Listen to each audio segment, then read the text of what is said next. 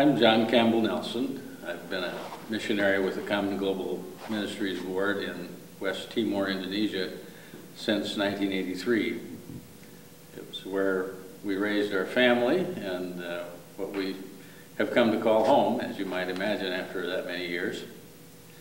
The church that is our partner is one of a number of Protestant churches in eastern Indonesia.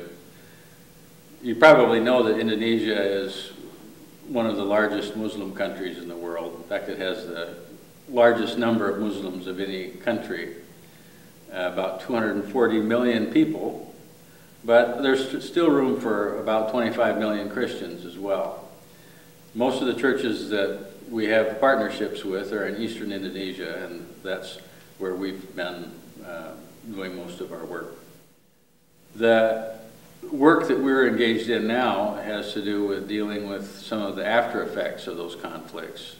There's been little outright conflict for the last 5 or 6 years, but it leaves a lot of scars, and the communities are just beginning to knit together their relationships again.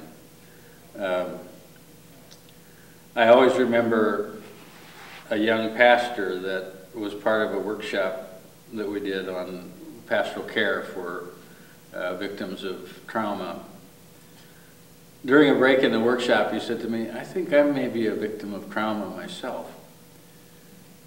He had been a student in seminary in the early 2000 period when the conflict was at its worst.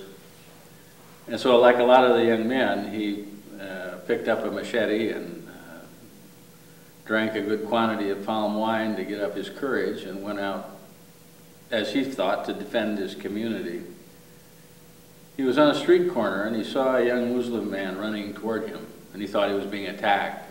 So he lifted up his machete and struck out, and he killed the boy. Then when he looked down, he saw that the boy wasn't armed at all. He was just running to try to get away and had run the wrong direction.